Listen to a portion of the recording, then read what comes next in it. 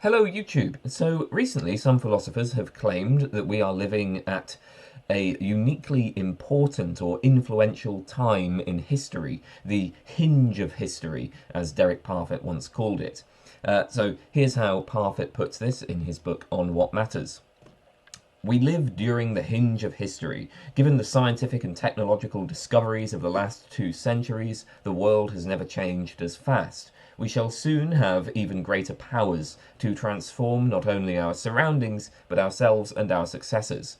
If we act wisely, in the next few centuries, humanity will survive its most dangerous and decisive period. Our descendants could, if necessary, go elsewhere, spreading through this galaxy. Now, note here that the claim is not simply that we are the most influential people so far, it's that we're the most influential people who will ever live. We're living at an unusually influential, unusually important time. And that includes, what's going to take place in the future.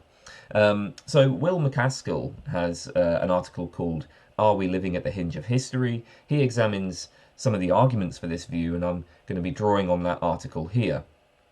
Now, obviously, the claim that some generation is the most important or most influential is rather vague, and there are different things that we might have in mind by, what do we mean by like importance here?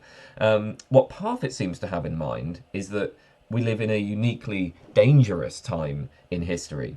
MacAskill calls this the time of perils view.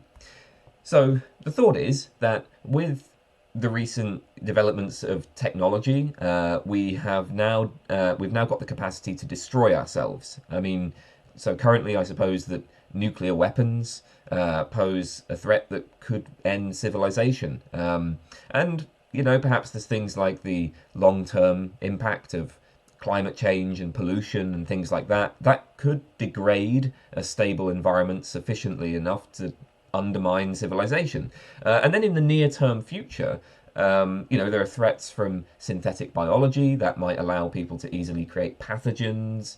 Of course, there are plenty of people today sounding the alarm on AI, right? A super intelligent AI. As AI becomes more and more powerful, it might start posing a threat to us. So, as technology has become more powerful and as it's become cheaper and more easily available, so destructive capacity becomes greater. One of the things that technology can do is destroy. So as technology has become more powerful, so our capacity for destruction has become greater. So at present, we face serious risks. We are okay. We might think, look, we're not addressing things like climate change adequately, right? That could destabilize the environment, or we might allow AI to develop out of control, right? Governments might initiate nuclear war, or terrorists might develop synthetic pathogens, whatever. So so there are serious risks today and in kind of the rest of this century. But if we survive the next century or so, then the thought is, well, either we will have become wiser and so we will know how to limit our use of technology properly, or we will have, spread out across the stars, in which case there will be much less risk of extinction. I mean, destroying the civilization on one planet would be a tragedy, but it wouldn't bring about the extinction of humanity as a whole if humanity has colonized other planets. So future developments are likely to bring down the extinction risk. So here's the thought then on the time of perils view. We live in a period of unusually high extinction risk. Moreover, this extinction risk is brought about by our own behavior, by technological development. If we survive this period, we can expect humanity to continue for billions of years, maybe in conditions much better than we currently live. The stakes are high, right? So on this picture then, the hinge of history has two aspects. First, the dangers posed by contemporary technology, and second, the potential for the use of that technology to produce great value in the future. If we do things right, the future could go very well indeed. If we do things wrong, there might not even be a future. The decisions we make in the next century or so will have this very significant influence on our long-term prospects. So that's one motivation for this idea that we are at the hinge of history. There's a second view that motivates the hinge claim, and this is what MacAskill calls the value lock-in view.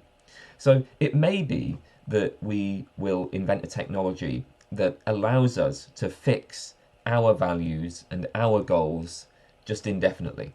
So for most of human history, values have changed over time, sometimes rather rapidly.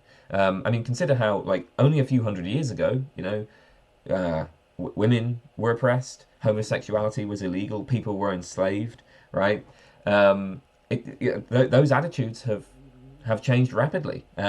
Human beings in the past have had relatively little control over the values held by future humans. Like, there's not really anything we can do today to sort of ensure that our values will remain in place over time.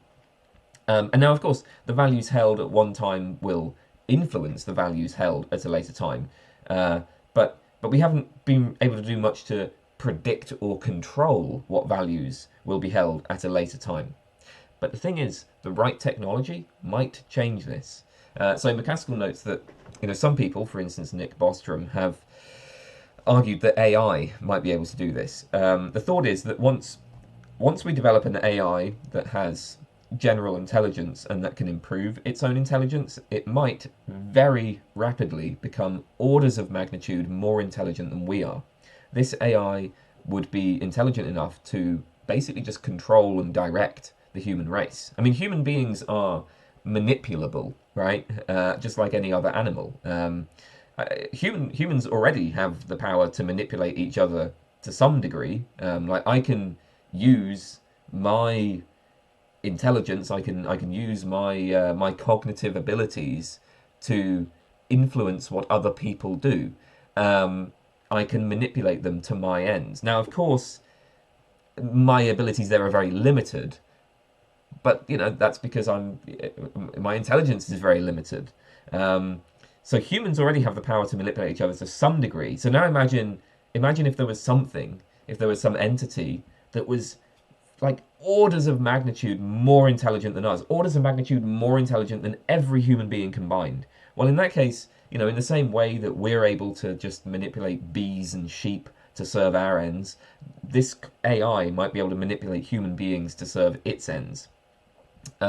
So what that means then is that whatever values and goals are instilled in this AI are going to end up being the values and goals that we pursue indefinitely. If we create this super intelligence and we're able to fix its values in alignment with ours, then those values will be pursued indefinitely in the future. On the other hand, if we end up creating an AI whose goal is to, just build endless paperclips, well, the future of the Earth will be one of paperclips. So, again, the decisions we make now, the decisions we make in this century, will influence the long-term future of humanity.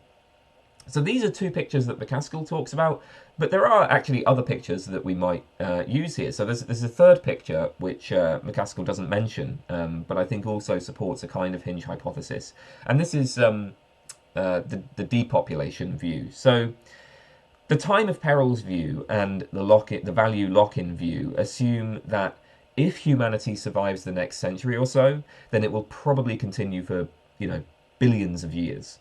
Provided we survive the next century, then we're probably in the very early years of humanity. The vast majority of people whoever will exist in the future.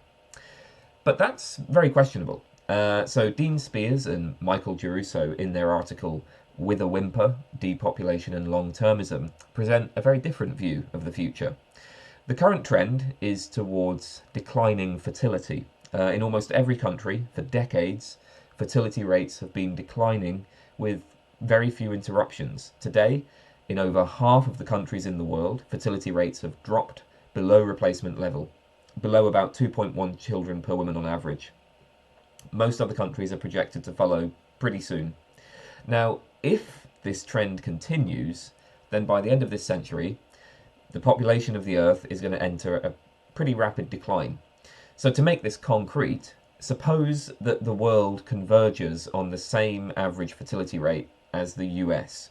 That's about 1.66 children per woman.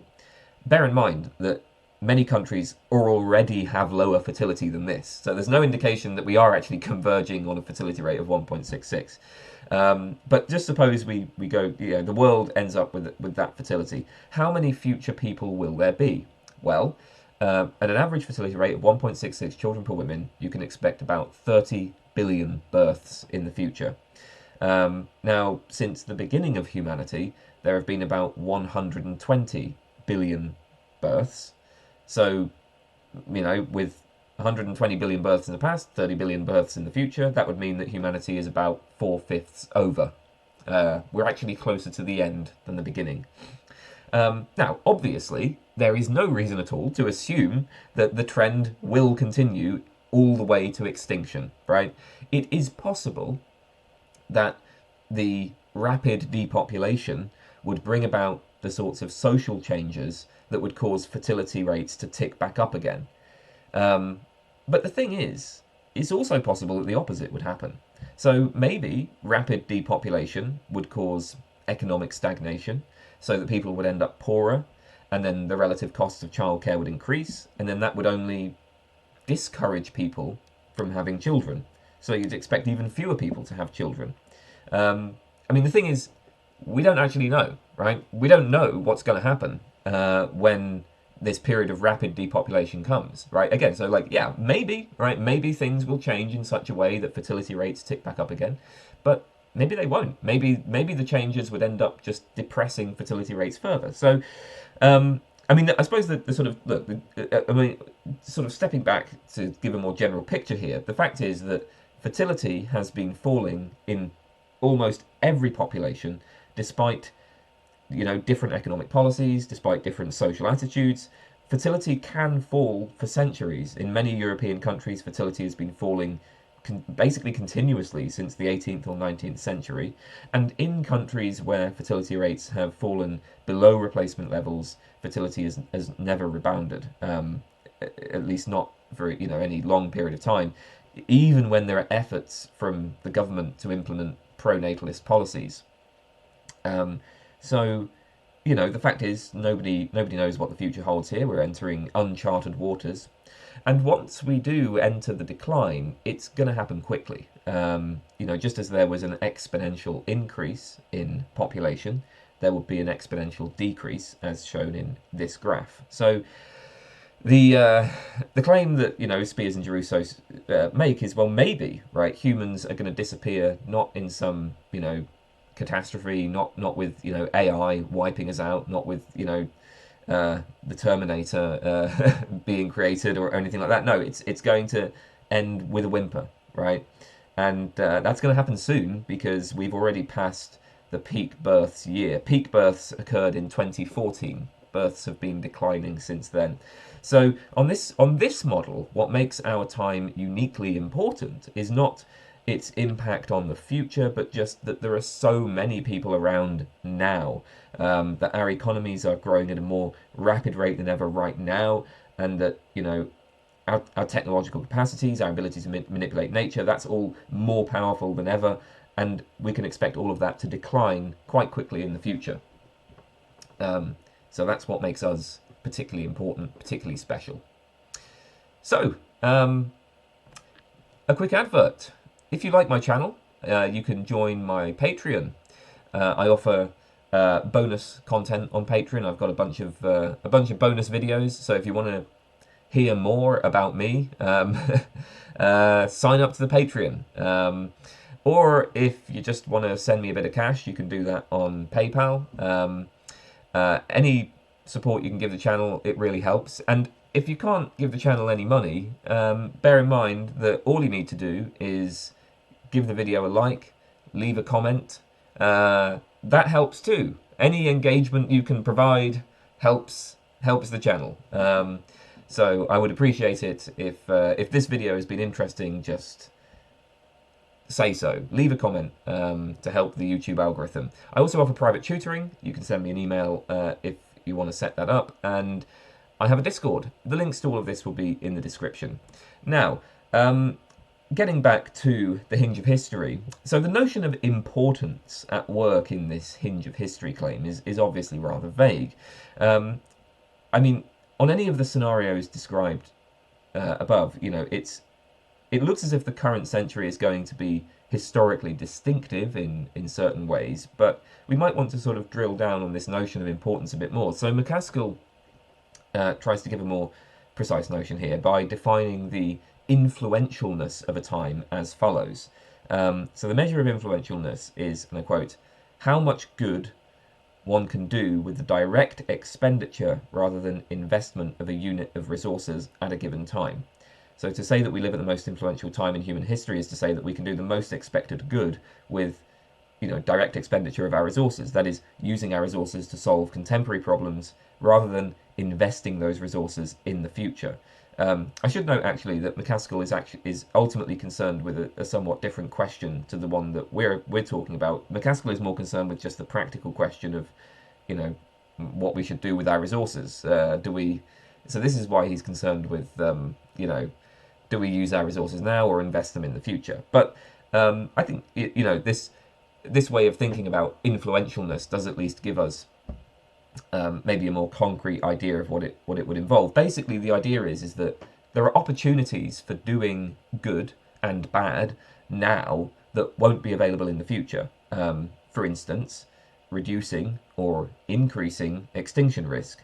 And the claim, the Hinge of History hypothesis would be that contemporary humans have an unusually high degree of influence over their extinction risk, say, and as a result we can have a more positive impact by using our resources now and exploiting those unusual opportunities rather than just investing them in the future. So when we assess the influentialness of a time, we have to consider three factors. We have to consider the amount of resources available at a time, how quickly the resources diminish in their returns, and then at different times, due to the different opportunities available at those times, the same resources are going to generate different expected values from direct expenditure. And of course, this is where the Hinge of History claim would sort of kick in, right? Now notice as well that influentialness requires appropriate knowledge. If we don't know that certain opportunities are available, or we don't know how to exploit the opportunities that are available, then we're not going to be particularly influential. People in the future may well have fewer impactful opportunities, but their greater understanding of how to exploit those opportunities might make them more influential.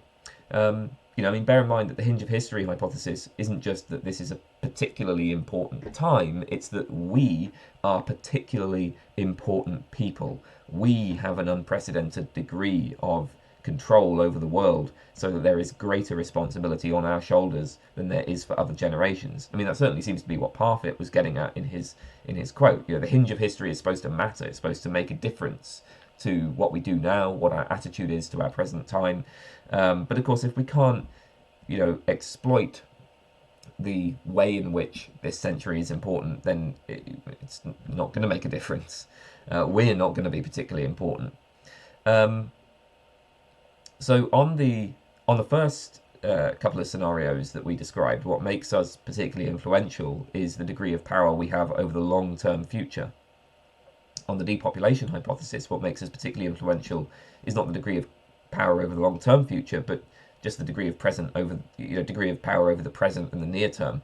With so many people alive today, more than there ever have been or ever will be, there's unprecedented opportunity to achieve, large scale happiness or suffering. These are some ideas. These were some ways to elaborate this Hinge of History hypothesis. Now, MacAskill is skeptical of this hypothesis, and he gives two arguments against it: the base rate argument and the inductive argument. So let's start with the base rate argument. So first of all, MacAskill says that our prior probability in the Hinge hypothesis should be very low. The prior probability is the probability we assign to the hypothesis before any evidence is in. So, of course, this raises the question, okay, how do we assign priors to hypotheses? MacAskill favours what he calls the self-sampling assumption. And, well, I mean, it's not just what he calls it, everybody calls it that. But anyway, the self-sampling assumption is, and I quote, "A rational agent's priors locate him uniformly at random within each possible world." All right, now that might sound rather abstruse, but the basic idea of this is really very straightforward. So consider the question, what is the probability that X, right, some person X, who lives in the UK, is one of the top 1,000 strongest people in the UK? And let's just stipulate that you don't know anything about X, right? All you're told is, look, there's this person X, lives in the UK. What's the probability that this person is one of the top 1,000 strongest people in the UK? Well, given that the population of the UK is about 66.4 million, that probability must be about 1,000 in 66.4 million. So it must be very low, that probability. Now, nothing changes about this if X happens to be yourself. Again, assuming that you don't know any information about yourself that is relevant to your strength. So the prior probability that you are among the top 1,000 strongest people in the UK is very low. It's about 1,000 in 66.4 million, because there are about 66.4 million people in the UK. So basically then, the way this works is, for any property F and any population size N, the prior probability that you are in the M most F people in the population should be M divided by N. So for the property of strength and a population of 66.4 million, the prior probability that you are in the 1,000 strongest people in that population should be 1,000 divided by 66.4 million. It's about 0.00001% something. It's a very low probability. And that's the case before any evidence is in. Now, of course, as you start learning about the world, you start learning about, you look at people in the UK, you look at how strong they are, and then you look at your own body and how strong you are. That's going to change the probability that you're in the top 1,000 strongest people in the UK. If you start like just exercising every day and deadlifting all the time and so on, then maybe that's going to raise your probability that you're in the top 1,000 strongest people in the UK. But in the absence of any of that sort of information, the prior probability that we have in that hypothesis, that you have in that hypothesis, should be worked out in that kind of way, right? So let's consider the hinge of history hypothesis. If humanity survives the next few centuries, then MacAskill says the future is going to be very vast. The Earth will be habitable for another, billion years. If population levels reduce to even just 1/10 of what they are today, then we should still expect about 10,000 trillion people in the future. So, and then if humanity sustains its population or spreads to the stars, the number of future people will be orders of magnitude higher. So the current population is much smaller than these numbers. Indeed, the total population of the next century will be smaller than these numbers. So the prior probability that the current population is among the most influential in history must be small too. But that's just the prior probability, of course. I mean, we haven't assessed any further evidence yet, but still, right, we have a low prior in this hinge of history hypothesis. Another way to look at this is to consider what influentialness would look like over time. And in principle, there are various possibilities. So MacAskill gives the following graph. I mean, just in principle, if we ask, like, how does influentialness change over time? This is what it might look like, right? It might be that influentialness increases over time, peaks, and then starts decreasing. It might be that influentialness decreases and then starts increasing again. It might be that influentialness increases endlessly, right? I mean, there's just, in principle, there's various ways that influentialness might vary over time. Now, in order for the hinge of history hypothesis to be true, the graph of influentialness over time has to look like this. So people are relatively, there's a relatively low degree of influence for almost all of time, and then there's one sort of point in time, a brief blink of cosmic time at least, where people are massively influential.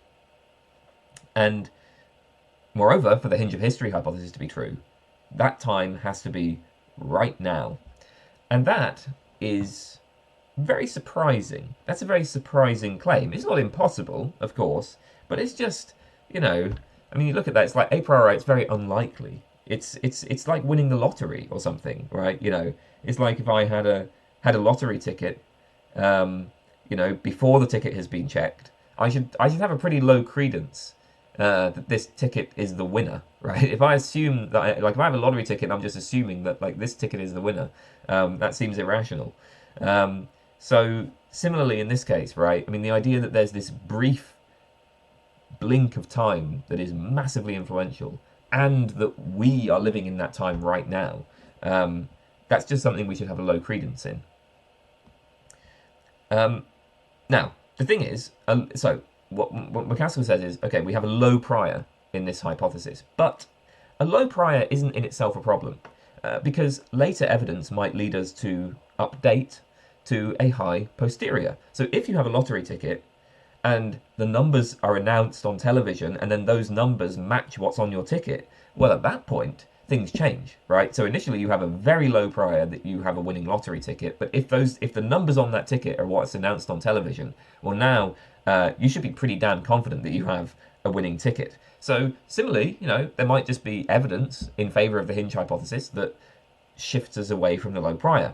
But MacAskill says that the kind of evidence we have here is just, it's not enough to move us significantly from whatever our prior is. So in particular, MacAskill argues that we should be quite sceptical of our own reasoning abilities about this question. First of all, there's a good chance that we are going to be misled by salience bias. So the thing is, we experience directly the things that are happening right now. We experience the world right now. We have a direct, practical, personal interest in many of the things happening right now. I mean, what happens in the world today affects me. It affects my ability to achieve my goals, right?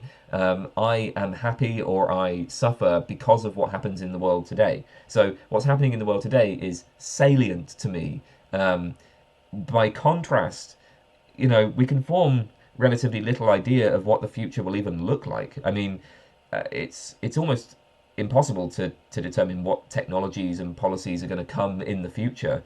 And even if you are confident about what the future is going to look like, it just isn't something that matters in your everyday life, right? I mean, I just don't I don't really care that much what's going to happen in like 500 years. So the point is that the present is just much more salient to us, much more prominent to us than is the future, or indeed the past, right? So naturally, we're going to assign higher importance to the present.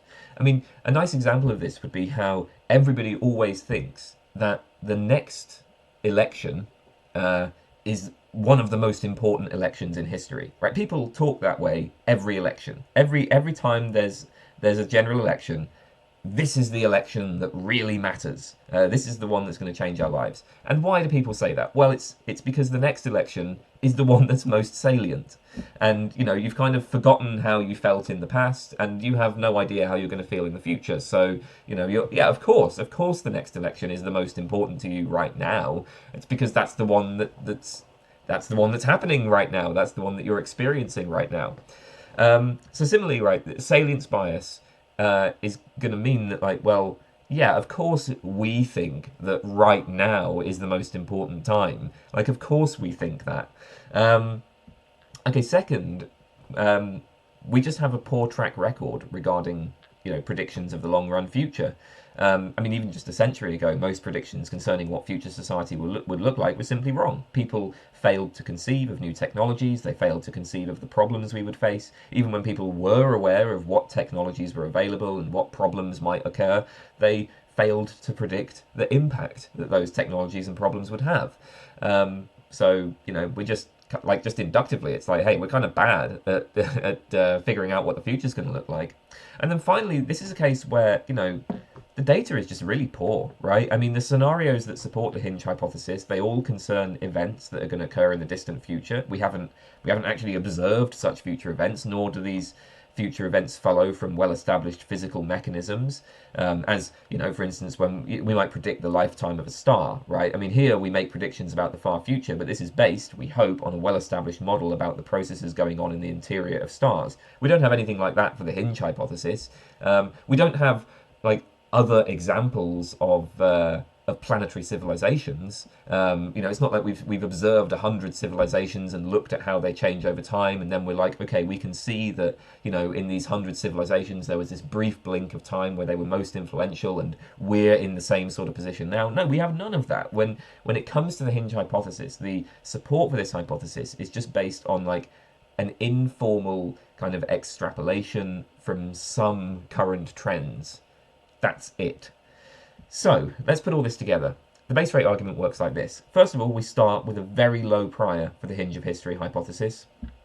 Then next, although there may be arguments in favour of that hypothesis, those arguments just shouldn't move us very far from our prior, because, first of all, we're just really bad at reasoning about historical importance, and secondly, all of the arguments have, they're seriously flawed. They're just not very good arguments anyway. But like in particular, I mean, whatever arguments, whatever evidence somebody produces, we have to bear in mind this is the sort of thing that we're just kind of bad at reasoning about. We should be suspicious of our very reasoning capacities here. So for these reasons, we shouldn't move our credence very far from our prior. And what does that mean? Well, it means that our credence should remain low. We start off with a very low prior. We end with a very low prior. Now, one thing to flag up here is, of course, this argument does only work if we assume a long future for humanity. On the depopulation hypothesis, there might be relatively few future people. So recall that on the model proposed by Spears and Geruso, there's only going to be about 30 billion people in 30 billion births, right? After about 120 billion so far. Now, the self-sampling assumption doesn't provide such good grounds for having a very low prior in this hypothesis. We need not assume such an extreme scenario, really. Like, alternatively, maybe there's just massive depopulation that results in economic decline, civilization collapses, human beings just might end up more vulnerable to ordinary causes of extinction, even if we don't drive ourselves to extinction. But anyway, assuming that there's a very long future, then MacAskill says, okay, low prior in the Hinge hypothesis, and we don't have good arguments to shift that credence. So the base rate argument attempts to undermine arguments in favour of the Hinge hypothesis. MacAskill also gives an inductive argument against the hypothesis. Here's how MacAskill frames the argument. So, premise 1, the influentialness of comparable people in the past has been increasing over time, with increasing knowledge and opportunities being the most important factor. Premise 2, we should expect our knowledge and opportunities to continue to increase in the future. Conclusion, so we should expect the influentialness of these future people to be greater too. So just consider a well-educated European in about 1600. The opportunities available to this person had lower stakes.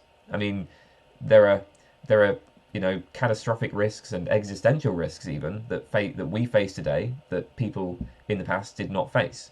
The risks that did obtain at that time, such as asteroid impact, were unknown, and nobody at that time had the ability to do anything about them. So, even if the Earth were threatened by an asteroid impact in the 1600s, nothing they could do to stop it. They just had fewer opportunities and less ability to utilize those opportunities. Scientific understanding was far less well developed. The average European of the 1600s believed that sophisticated life forms like worms and mice spontaneously generate from inert matter. They believed that the Earth was the fixed center of the universe. They believed that witches communicate with Satan and can influence the weather and cast spells on people. So if this person were to attempt to use their resources to benefit others, there's a good chance they would have just wasted those resources on ineffective methods. They would have been less able to choose effective means to their ends. So what has led to increased influentialness is our increased knowledge and more sophisticated technologies. But these are going to continue to progress in the future. At least there's no reason to suppose that they will decline even if progress slows. So we can infer that influentialness will probably continue increasing in the future as well. That's the basic argument. There are a couple of objections to this. One thing we might think is, well, first, one important factor in increased importance over time is that catastrophic risks and existential risks have increased. But we can't inductively project an increase of those risks in the future. Like, if existential risks continue to increase, then we just don't have a very long future. And that would confirm the Hinge hypothesis. The risk of extinction, or at least, the risk of collapse of civilization this century, we might think is reasonably high. And when I say high, I mean a value of over like 0.01% per year. So you might think, okay, that's very low. But when it comes to risks where the stakes are this high, no, that's problematic. Certainly, like, extinction risk is higher this century than it was in past centuries. And why is that? It's due to modern technology. If extinction risk remains as high in the future, then our future must be short. You wouldn't expect a civilization to last 1 million or 1 billion years if there was a 1 in 1,000 chance of extinction per year. So in principle, there's two possibilities, right? Either humanity has a short future, or extinction risk comes down significantly. Either way, the Hinge hypothesis seems to gain some support. Actually, of course, there's a third possibility, which is that we've vastly overestimated the existential risks of this century. But assuming that that there are these existential risks, then either they come down or our future is short. It's as simple as that. And on either of those pictures, it looks like we have some support for something like the Hinge hypothesis. A second concern with the inductive argument, which MacAskill points out, is that we live in a time of unusually rapid growth. The current world growth rate is about 3.5% per year. It would be impossible to sustain this growth indefinitely. At a growth rate of just 2% per year, MacAskill says that after 10,000 years, there would be 10 to the power of 19 times present-day GDP for every atom in the galaxy.